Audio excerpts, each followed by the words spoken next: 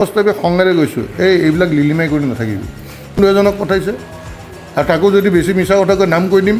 জয়ন্ত দাস যদি দিছপুৰ সমষ্টিৰ পৰা বিধায়ক নিৰ্বাচিত হয় তেওঁ পুনৰ বিজেপিলৈ যাব। আৰু এটা কথা, মই সহানুভূতিৰ পাত্ৰই নহয়, মই এজন অতি ষ্ট্ৰং মানুহ এজন। পুৰণা বিজেপি আছে তেওঁলোকে আপোনাক গোপনে জয়ী হ'বলৈ সহায় কৰি আছে। আমাৰ জীৱন যমন ধন তাতে শেষ কৰি পেলালোঁ। তাৰপিছত কি হ'ল? তাৰমানে ভগৱানে যি কৰে ভালৰ কাৰণে কৰে বুলি বিশ্বাস কৰোঁতো, সেইকাৰণে চাগে এই কুটিল ৰাজনীতি কৰি গুৰ মাৰি মোকে গংগাত পেলালে। তেনেস্থলত আপুনি যদি বিধায়ক হয় আকৌ বিজেপিলৈ যোৱাৰ কি অসুবিধা? মই কওঁ যে ৰাইজ চাওক, বিভিন্ন প্ৰলোভনকো নেওচি কিন্তু মই ৰাইজৰ সেৱা কৰিব আগুৱাই আহিছোঁ। আপোনালোকৰ আশীৰ্বাদ লাগিব। কিমান ভোটত জয়ী হ'ব? আমাৰ লগত বৰ্তমান জয়ন্ত কুমাৰ দাস আছে। আমি তেওঁক কেইটামান প্ৰশ্ন সুধিম আৰু প্ৰশ্নকেইটা তেওঁ কি ধৰণে উত্তৰ দিয়ে আমি জানিবলৈ চেষ্টা কৰিম। জয়ন্ত কুমাৰ দাস কেৱল বিধায়ক হ'বৰ কাৰণে ৰাজনীতি কৰি আছে নে ৰাজনীতিৰ জৰিয়তে তেওঁক সেৱা কৰিব বিচাৰিছে? মই ৰাজনীতিৰ জৰিয়তে সেৱা কৰিব বিচাৰিছোঁ আৰু পন্থাটো মই অসম বিধানসভাৰ এজন সদস্য হয়, তাকো বেলেগৰ সপোন চুৰমাৰ কৰি, কাৰণ 2000 ক্ষমা কৰিব, আমাৰ কি কয় ইন্দ্ৰমণি বৰা থাকোঁতে মোক কৈছিল তই বেলেগত ল। মই বোলো নালাগে দাদা, মোৰ নিজৰ জন্মস্থানৰ পৰা মই এজন প্ৰতিনিধি হৈ মই বিধানসভাৰ সদনত মই সক্ৰিয়ভাৱে অসমৰ হৈ মাত মাতিবৰ কাৰণে। 2 নম্বৰ কথা, তেতিয়া মই তেখেতক কৈছিলোঁ যে দাদা, মই যেনেকৈ দিছপুৰ নিজৰ জন্মস্থানত সপোন দেখি আছোঁ, আপুনি য'ত পঠিয়াব তাতেওতো কোনোবা এগৰাকী সপোন ৰচিছে নহয় ৰাইজক সেৱা কৰা। মই তেওঁৰ সপোনটো ভাঙি চুৰমাৰ কৰি মই আৰু নিজৰ কি সপোন, বেলেগৰ সপোন চুৰমাৰ কৰি ভাঙি নিজৰ সপোন গঢ়ি সেই সপোনৰ দ্বাৰা কেতিয়াও মানৱ সেৱা হ'ব নোৱাৰে। ঠিক আছে। জয়ন্ত দাস যদি দিছপুৰ সমষ্টিৰ পৰা বিধায়ক নিৰ্বাচিত হয় তেওঁ পুনৰ বিজেপিলৈ যাব। যদিতো বাদ দিয়ক, নিৰ্বাচিত হৈ আছোঁ, কাৰণ দিছপুৰৰ ৰাইজে ভোট দিব। পৰৰটোক নিদিয়ে, ঘৰৰটোক দিব। ঘৰৰটোক নিদি পৰৰটো আনি দিছপুৰৰ ৰাইজেও সেইটো নকৰে, মই স্পষ্ট জানো। দিছপুৰৰ ৰাইজে মোক ভাল পায়, সেইকাৰণে প্ৰত্যেকটো অঞ্চলৰ পৰা মানুহ আহি আছে আৰু মোক জনাই আছে। আৰু এটা কথা ঠিক, মই প্ৰথম দিনা কৈছোঁ চৰ্ত থাকিব এটাই, এই কংগ্ৰেছীৰ নেতৃত্বৰ পৰা বিজেপি মুক্ত কৰক, তেতিয়াহ'লে বিজেপিত আছোঁ।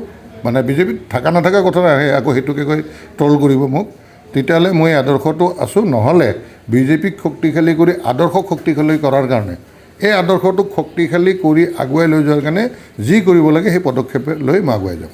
আমি দেখিছোঁ আপোনাৰ এতিয়া যিটো আপোনাৰ অফিচ আছে, অফিচত এতিয়া সুষমা স্বৰাজ, শ্যামা প্ৰসাদ মুখাৰ্জী, লালকৃষ্ণ আদৱানী আছে।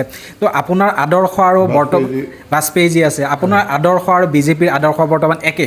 তেনেস্থলত আপুনি যদি বিধায়ক হয় আকৌ বিজেপিলৈ যোৱাৰ কি অসুবিধা? মই ক'লোতো যে মোৰ কথা হ'ল, যি কংগ্ৰেছীয়ে মোৰ নিচিনা বহুত কাৰ্যকৰ্তা যি জীৱন দি দিলে দলটোৰ কাৰণে, এই আদৰ্শৰ কাৰণে, যাৰ কষ্টৰ বলত আজি দিল্লী দিছপুৰত চৰকাৰ আহিছে, সেইসকলক কাটি যোৱাকালিলৈ কংগ্ৰেছ কৰা মানুহক আনি পলিটিকেল চিণ্ডিকেট বনাব চেষ্টা কৰি সমতাক খামোচ মাৰি ৰাখি আছে। তাৰ বিৰুদ্ধে মোৰ স্থিতি অধিক শক্তিশালী হৈ থাকিব।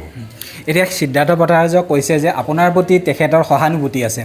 এনেকুৱা হ'ব পাৰে নেকি বিজেপিৰ যি আগৰ পুৰণা বিজেপি আছে তেওঁলোকে আপোনাক গোপনে জয়ী হ'বলৈ সহায় কৰি আছে? নহয়, গোপনৰ কথা নহয়, মনেৰে।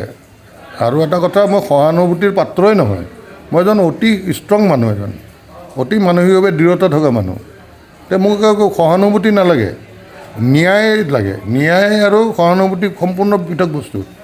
আজি এজন অন্যায়ৰ বশৱৰ্তী হৈ যদি আদালতৰ কাঠগড়াৰ মজিয়াত থাকে, আদালতৰ কাঠগড়াৰ মজিয়াত সেই ন্যায়পালিকাই তেওঁক সহানুভূতিৰে চাই ন্যায় দিব নোৱাৰে। তেওঁ যদি দোষী, শাস্তি দিবই লাগিব, তেওঁ বাধ্য। সেইকাৰণে কোনো সহানুভূতি নালাগে। ইয়াত অসমৰ জ্বলন্ত সমস্যাসমূহ জড়িত হৈ আছে।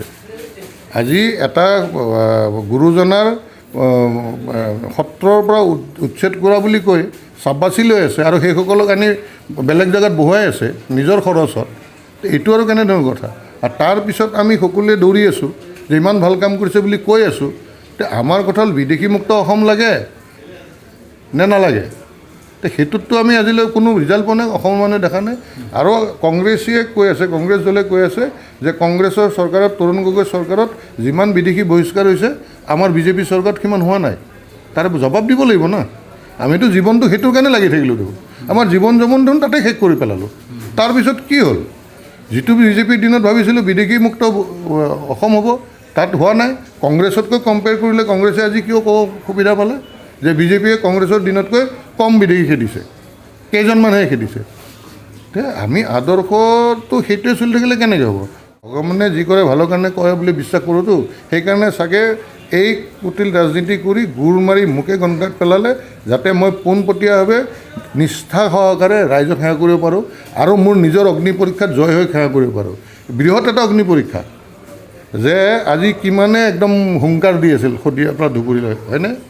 দল নাপালে অমুক কৰিম, ভুচুক কৰিম, দল এৰিম, তমুক কৰিম, চব কম্প্ৰমাইজ কৰি পেলালে। এনেইতো কম্প্ৰমাইজ নকৰে। আপোনাৰ তেনেকৈ অফাৰ আহিছিল নেকি? আহিছে, কিয় নাই? আহিছে মোকতো হেৰি আমাৰ কেন্দ্ৰীয় নেতৃত্ব আহিছে, কৈছে ব'ল তই দিল্লীত যি দায়িত্ব লাগে প। তাৰপিছত নহ'ব, মইতো বিধানসভাৰ এজন সদস্য হ'ব বিচাৰোঁ, এতিয়া নাযাওঁ বুলি কৈ দিছোঁ। তাৰপিছত মোৰে বন্ধু এজনক পঠাইছে আৰু তাকো যদি বেছি মিছা কথা কৈ নাম কৈ দিম, মই আগে নোযোজো। আহি মোৰ ড্ৰয়িং ৰুমত বহি কি কথা কৈছে সেয়াও কৈ দিম। আপুনি তাৰপিছত মই কৈছে গধূলি সেই নেতাজন আহিব, নাম নকওঁ এতিয়া। মই তেতিয়া কৈছোঁ এটা কথা দেই, এটা কথা কৈ দিছোঁ, আমি যিটো বেয়া নাপাব শব্দৰ ব্যৱহাৰটো তাৰমানে মই স্পষ্টভাৱে কওঁ যে গুৱাহাটীৰ ভাষাত কিছুমান শব্দ থাকে, তাৰমানে তেওঁক স্পষ্টভাৱে খঙেৰে কৈছোঁ, এইবিলাক লিলিমাই কৰি নাথাকিবি। গধূলি বৰ্তমানতকৈ বেছিকৈ আহি মোৰ লগত বহি কোনো কথাই নাপাতোঁ। টিকেট লৈ আহে যদি আহিব দিবি, এতিয়াও সময় আছে, আৰু টিকেট লৈ যদি নাহে একদম লিলিমাই নকৰিবি, এইবুলি মই স্পষ্টভাৱে কৈ দিছোঁ। আৰু তাৰপিছত নাহিল। যেতিয়া গম পালে তাৰমানে এই মানুহজন এইবিলাক কথাত নাই, আৰু সেইকাৰণে সেই অগ্নি পৰীক্ষাত বুকু ফুলাই আজি অসমৰ ৰাইজক চিনাকি দিব পাৰিছোঁ যে ৰাইজ চাওক, বিভিন্ন প্ৰলোভনকো নেওচি কিন্তু মই ৰাইজৰ সেৱা কৰিব আগুৱাই আহিছোঁ, আপোনালোকৰ আশীৰ্বাদ লাগিব। লাষ্ট এটা কুৱেশ্যন, আপুনি কিমান ভোটত জয়ী হ'ব? মই বিপুল ভোটত জয়ী হ'ম, সঁচা কথা কৈছোঁ, বিপুল ভোটত জয়ী হ'ম। কাৰণ এতিয়াও সংগঠনৰ মানুহবিলাকক ময়ে কৈছোঁ, ভৰ্তি হৈ আছে আপুনি ভালদৰে চাই যদি, মই কৈছোঁ বোলে ভাই থাক, ভিতৰৰ কথাখিনি মই গম পাই থাকিব লাগিব। কোন কেতিয়া ক'ত যায়, কি যায় নাযায়, কোনে ক'ত কি চলি আছে, কোনে ফোনত টোপ দি আছে, ফোনত ছাৰক লগ ধৰ, তেওঁলোকৰতো ছাৰ কালচাৰ, ফোনত ছাৰক লগ ধৰ, যি লাগে চব পাবি, চিন্তা কৰিব নালাগে, সংসাৰ বনিলে বনাই ল, সেইবিলাক খবৰ আহি আছেতো। সেইবিলাক নোৱাৰিব, কাৰণ 2 নম্বৰী মানুহে মিছাৰে এবাৰ বা দুবাৰহে পাৰিব। যেনেকুৱা টেঙা আম বজাৰত এবাৰ বা দুবাৰ সৰুতে শিকিছোঁ নহয়, কিন্তু জীৱনত পাৰ্মানেণ্টলি 2 নম্বৰী মানুহে ৰাজ কৰিব নোৱাৰে।